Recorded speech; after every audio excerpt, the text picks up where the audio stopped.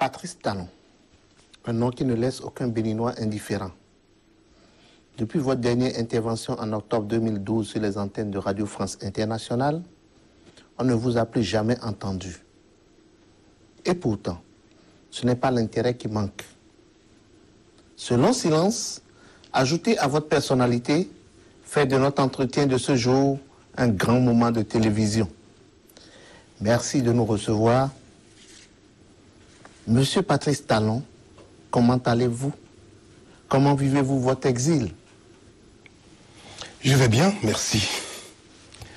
Mais je me serais mieux porté si mon pays ne me manquait pas tant. Comme vous le savez, cela fait bientôt 3 ans que j'ai été contraint de quitter le Bénin, et plus précisément depuis le 19 septembre 2012. Ça fait long. C'est étonnant, monsieur Patrice Talon, vous dites bien septembre 2012. Si je ne me trompe, les affaires de tentatives d'empoisonnement et de tentatives de coup d'État pour lesquelles vous vous êtes exilé, n'ont-elles pas démarré fin octobre 2012? J'ai dû quitter Cotonou précipitamment le mercredi 19 septembre 2012 par voie terrestre en destination de Lagos, d'où j'ai pris l'avion le même jour pour Paris. C'est donc environ 1 mois après mon départ de Cotonou qu'est survenue la fameuse affaire de tentative d'empoisonnement. Et plus tard, en février 2013, l'affaire dite de tentative de coup d'État. Qu'est-ce qui vous a donc fait fuir votre pays en ce moment? M. Gomina, nul n'ignore que depuis décembre 2011, j'ai été l'objet de persécutions de toutes sortes par le régime en place, que tout ce qui, directement ou indirectement, me concerne a été attaqué, détruit ou arraché. À l'époque, peu de gens savaient que cet acharnement résultait de mon refus de soutenir un projet de révision opportuniste de la Constitution. Souvenez-vous que ce n'est qu'en février 2012 que l'opinion publique a été informée de cette affaire de révision par les honorables députés Epiphane Kenom et Candide Azanaï. En effet, ces derniers avaient successivement révélé sur les antennes de Canal 3 que le président Boni-Yayi projetait de réviser la Constitution pour s'offrir un 3e mandat et ont appelé le peuple béninois à la vigilance. Et comme il fallait s'y attendre, j'ai été aussitôt accusé d'être l'instigateur de cette révélation tendant à saper le projet de révision. La brouille entre le président Boni-Yayi et moi venait alors de franchir un palier.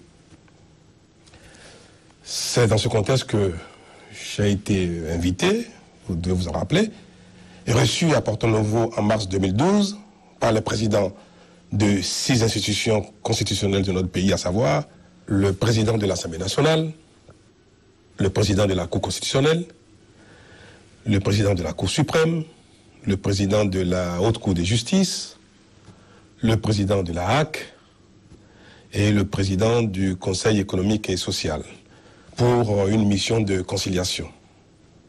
Bien évidemment, la conciliation n'a pu aboutir en raison du caractère non négociable de l'objet de notre brouille.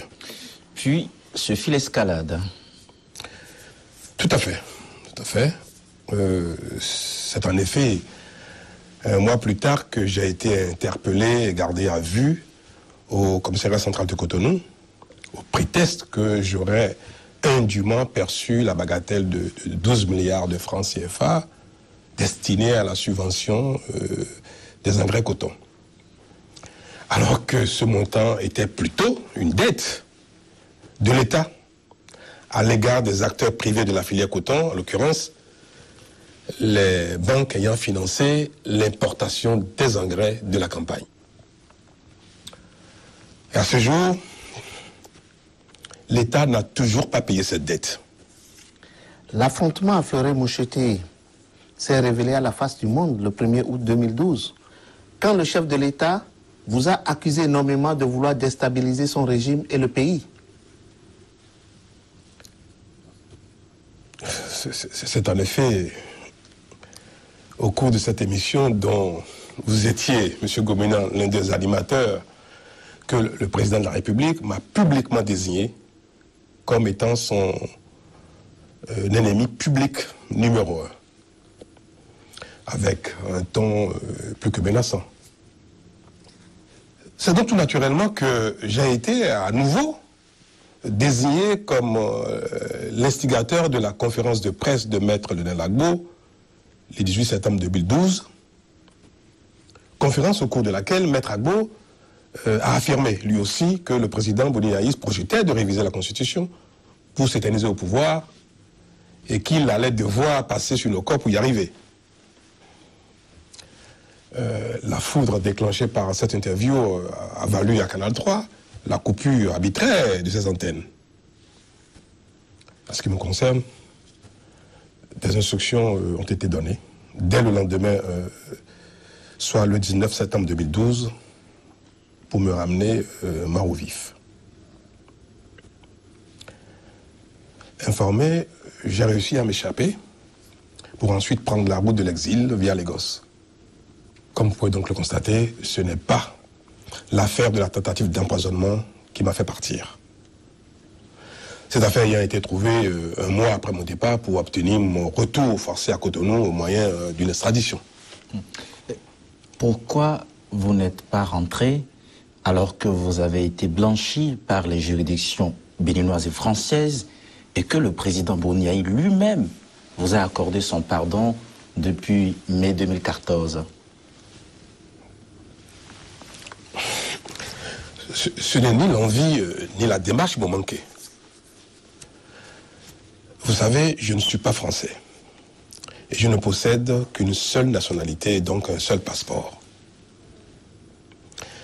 Depuis bientôt un an, j'ai formulé auprès des autorités béninoises une demande de renouvellement de mon passeport périmé. Alors je vous parle, aucune suite ne m'a été donnée. Pire, il m'est revenu que mon passeport a été bien établi le 7 novembre 2014 sous le numéro B046134, mais saisi. Mes avocats ont formulé auprès de la Cour constitutionnelle, depuis le 9 décembre 2014, un recours qui est resté également sans suite. À vous écouter, on remarque que malgré son pardon et la médiation des présidents Hollande et Abdou Diouf, le président Boni Yayi vous en veut encore. Je pense tout simplement que la tension met du temps à tomber. Je peux le comprendre. Mais pour ma part, il est temps de tourner cette page. Faut-il comprendre, Patrice Talon, que vous n'en voulez pas ou n'en voulez plus au président Boni Yayi? J'avoue que j'ai beaucoup souffert de cette situation. Mais le temps fait son œuvre. Aujourd'hui, je n'ai plus de blessures. D'autant que je tire beaucoup de satisfaction de l'apaisement du climat sociopolitique consécutif au bon déroulement des élections et à l'abandon du projet de révision de la Constitution. Peu importe les efforts, les souffrances, les sacrifices qui ont été consentis et qui sont déjà oubliés. Je suis désormais un homme heureux et fier de son pays. Moi aussi, j'ai pardonné. Et j'aspire maintenant à la réconciliation effective et à la concorde. Oui, vous dites que vous avez pardonné. Mais qu'en serait-il des procès en cours entre vos sociétés et l'État béninois? Je vous fais une confidence. Je ne soumettrai jamais mon pays au paiement d'une condamnation financière punitive. J'en ai fait la preuve par le passé en renonçant à plus de 4 milliards de francs CFA de dommages et intérêts accordés par la justice béninoise en ma faveur. À vous entendre, on sent une certaine sérénité. Patrice Talon, maintenant que vous êtes serein, dites-nous néanmoins quelques mots sur les affaires de tentatives d'empoisonnement et de tentatives de coup d'État. Monsieur Ojo, Est-ce bien nécessaire? Voulez-vous remuer le couteau dans les plaies? Le contexte actuel ne me paraît pas favorable à un retour en arrière. Mais M. Talon, on ne vous a jamais entendu sur le fond de ces affaires. Ne pensez-vous pas que nos compatriotes ont besoin de vous entendre? Oui, bien sûr. Ce n'est pas l'envie qui me manque. Mais tout est encore fragile. De toutes les façons, l'histoire devra s'écrire. Vous évoquez votre satisfaction de la situation sociopolitique au Bénin. Quel regard portez-vous donc sur celle-ci? Souvenez-vous que pendant de longs mois, les Béninois, dans leur grande majorité, société civile et classes politiques confondues, ont vécu dans la psychose de l'arrêt du processus démocratique. Tout le monde a craint qu'aucune des élections ne se tienne.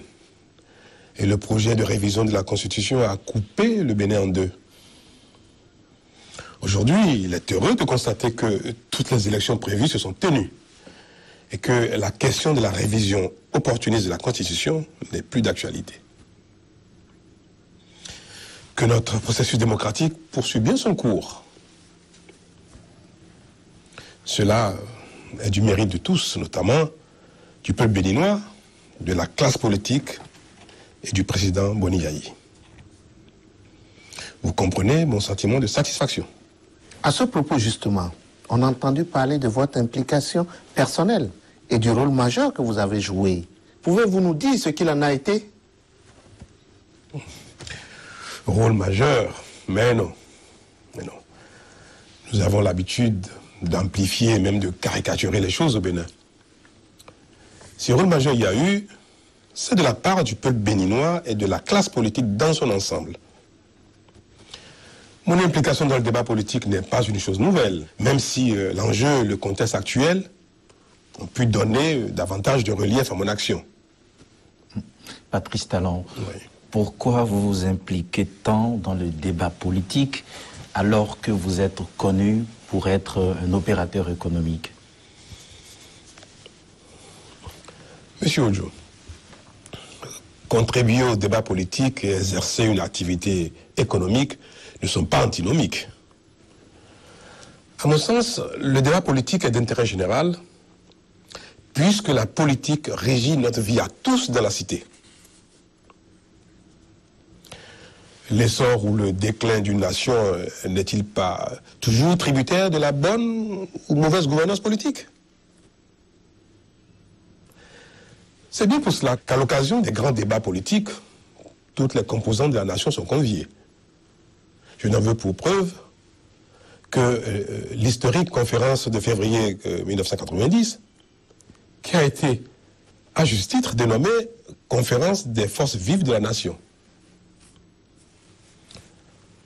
L'opérateur économique que je suis ne peut donc s'exclure du débat politique. De plus, je suis profondément attaché à la démocratie et j'ai grand plaisir à prendre part à sa consolidation. Le parcours d'opérateur économique qui est le mien n'a pu se faire que dans ce contexte.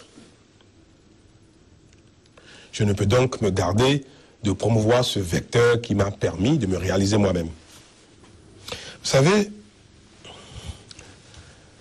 la liberté permet l'éclosion et l'épanouissement de chacun en ce qui le caractérise. Mais la liberté ne peut exister sans la démocratie. Et la démocratie ne peut survivre sans la compétition politique. Mon implication dans le débat politique et mon appui à la classe politique, toutes tendances confondues, sont pour moi la meilleure façon d'entretenir la compétition politique pour la préservation de la démocratie. Je n'ai donc pas l'impression que mon implication dans le débat politique nuit au processus démocratique. Bien au contraire. Soit, votre implication ne nuit pas au processus démocratique. Mais n'entendez-vous pas des faveurs de la classe politique en contrepartie de cette implication? Monsieur Gomina, je suis un compétiteur né et j'aime avoir le mérite de mes succès. Contrairement aux rumeurs et aux supputations, je peux vous affirmer que je n'ai jamais sollicité une quelconque faveur auprès des gouvernants pour la promotion de mes affaires. C'est d'ailleurs ce qui me permet de garder ma liberté d'expression et d'action. La fortune n'est pas mon leitmotiv. C'est la quête de la performance et le plaisir du succès qui me poussent à rechercher en permanence la première place dans mes domaines d'activité. Ce qui parfois, il est vrai, peut me mettre en position dominante. Vous savez, je suis un homme passionné en tout ce que j'entreprends. Vous affirmez que la fortune n'est pas votre leitmotiv, mais vous êtes fortuné, Monsieur Patrice Talon, vous me le permettez. Cependant, on ne vous voit pas sur le terrain des œuvres sociales dans votre pays. Votre question me pousse à déroger à mes principes de discrétion et de modestie. Je ne suis pas certain de ne pas compter parmi les tout premiers donateurs sociaux de mon pays. Mon action dans ce domaine est gouvernée par les enseignements de l'Évangile selon saint Matthieu, chapitre 6, versets 1 à 6, qui dit notamment « Quand tu fais l'aumône, ne sonne pas la trompette devant toi comme ces hypocrites qui se tiennent en spectacle dans les rues pour obtenir la gloire des hommes. Que ta main gauche ignore ce que fait ta main droite, afin que ton aumône reste dans le secret. » Telle est, M. Ojo, ma devise en cette matière. De plus, je mets un point d'honneur à investir dans mon pays et à créer des emplois.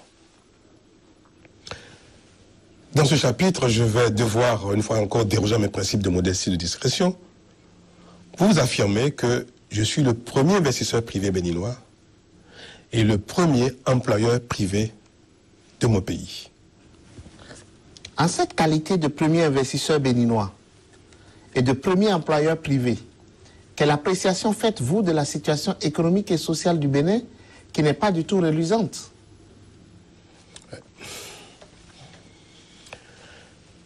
Il faut reconnaître que la situation est très préoccupante et j'en suis malheureux. Notre pays n'a pas connu de catastrophe naturelle, mais c'est tout comme. La misère est galopante et le moral des Béninois est au plus bas. Tous les secteurs de la vie économique et l'emploi sont sinistrés. Le chômage des jeunes constitue une bombe à retardement. De plus, l'administration qui devrait être au service du développement est totalement déstructurée et n'a jamais été aussi contre-performante. D'ordinaire, les Béninois pris individuellement sont dynamiques et entreprenants, mais la morosité générale plombe les énergies. La gouvernance politique en est la principale cause. Voulez-vous donc dire que le régime actuel a failli et pourtant vous avez été l'un de ses artisans? Oh oui, que je suis resté sur ma faim. Pour être soft. Mais qui d'entre nous n'a pas rêvé? En 2006, nous étions nombreux à estimer qu'il était temps de moderniser la gouvernance en confiant la gestion de notre pays à un technocrate ayant une certaine connaissance des outils modernes de développement économique. Force est de constater que les fruits n'ont pas tenu la promesse des fleurs. Il faut avoir l'honnêteté de reconnaître que nous avions fait un mauvais casting. Votre constat de l'échec est-il relatif au second mandat ou remonte-t-il au premier parce que l'on vous attribue le chaos de la réélection de M. Boni Yayi à la tête de la République du Bénin en 2011.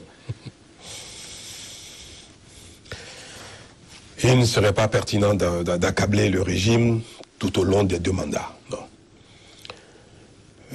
On peut reconnaître que le premier gouvernement du régime a été à la hauteur des attentes, avant que les choses ne se dégradent au fil du temps.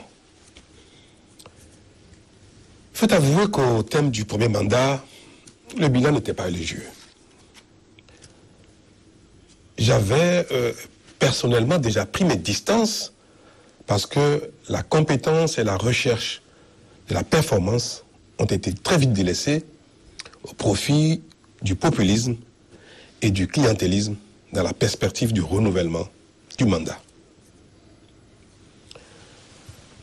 Je voudrais d'ailleurs saisir cette occasion pour dire que contrairement à mon implication active dans la campagne de 2006,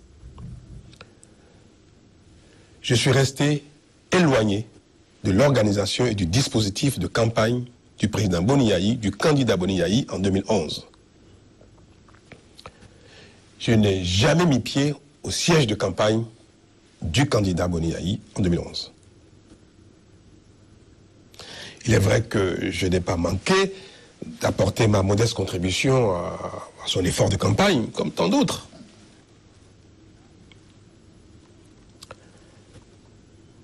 Mes amis, je pense à mon humble avis que le 2e mandat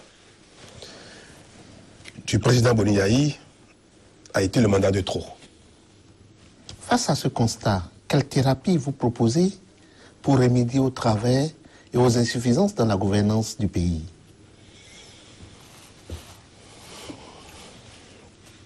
Pour remédier durablement aux maux qui minent notre pays, il urge d'opérer impérativement la réforme ci-après. Rééquilibrer les pouvoirs entre les différentes institutions et au sein même de chacune d'elles, de sorte à réduire les pouvoirs individuels et personnels. 2. Instaurer une réelle indépendance des institutions vis-à-vis du chef de l'État. 3. Instaurer une réelle indépendance des différents pouvoirs tels que la justice et la presse vis-à-vis du pouvoir exécutif. 4. Supprimer de notre modèle politique les facteurs qui incitent les présidents de la République à souhaiter l'affaiblissement des partis politiques et la soumission de leurs leaders, et qui, in fine, les conduisent à une gouvernance de clientélisme absolu au détriment des critères de compétence et de performance. 5. Mettre en place un financement public significatif au profit des partis politiques, de sorte à les inciter au regroupement et à permettre leur bon fonctionnement afin qu'ils assurent efficacement et dignement leur rôle. Réorganiser les structures de contrôle de l'administration de manière à garantir leur indépendance, condition sine qua non pour l'efficacité du contrôle. Mettre en place une politique de promotion effective de l'investissement privé, aussi bien dans les domaines d'intérêt général que particulier, de sorte à faire de l'État un levier permettant la mobilisation des financements nécessaires. Il s'agit de remettre l'État dans son rôle d'organisation, d'appui, de régulation et de contrôle. Monsieur Patrice Talon, est-ce que vous pourriez décliner un peu plus en détail ces réformes que vous proposez, surtout en ce qui concerne notre système politique?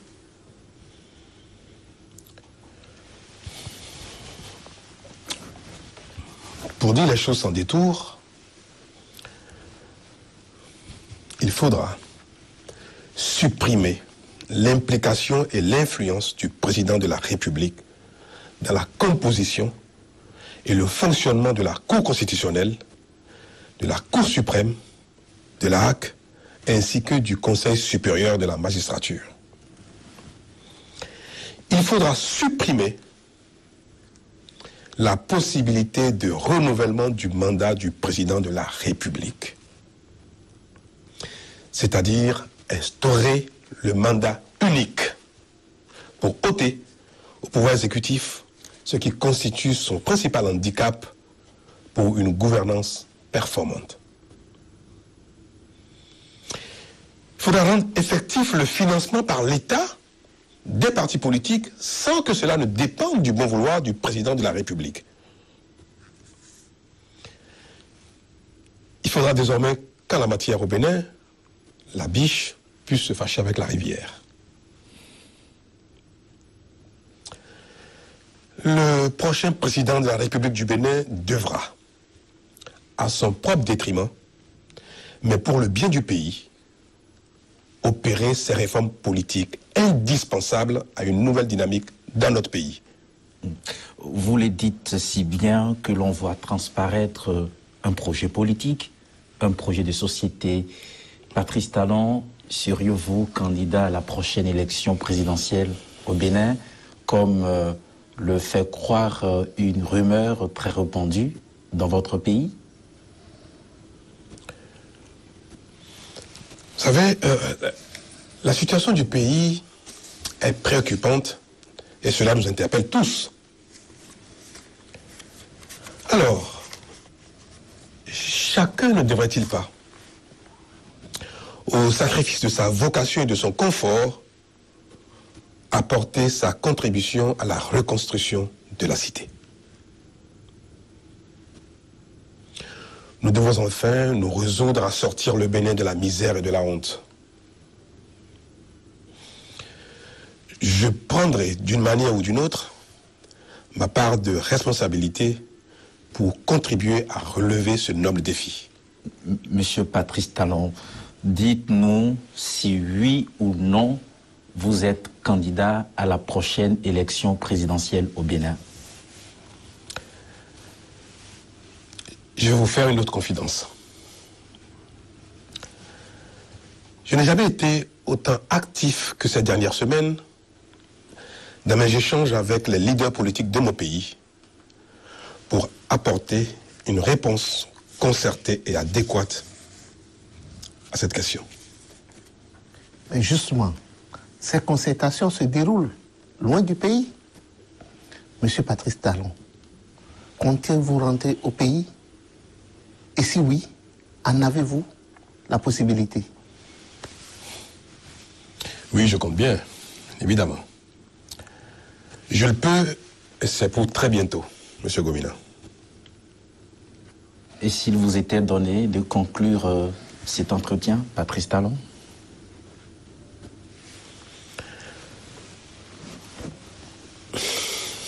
Chers amis, en définitive, je suis fier de mon pays qui m'a tant donné. Et je reste convaincu que l'espoir est encore permis. J'ai un âge et je suis désormais à un stade où l'on a envie de tout donner. À tous mes compatriotes, j'exprime ma reconnaissance et leur dis merci. Merci de tout cœur pour tout. Patrice Talon, merci. Merci, Monsieur Talon. Merci, Monsieur Ojo. Merci, Monsieur Gomina.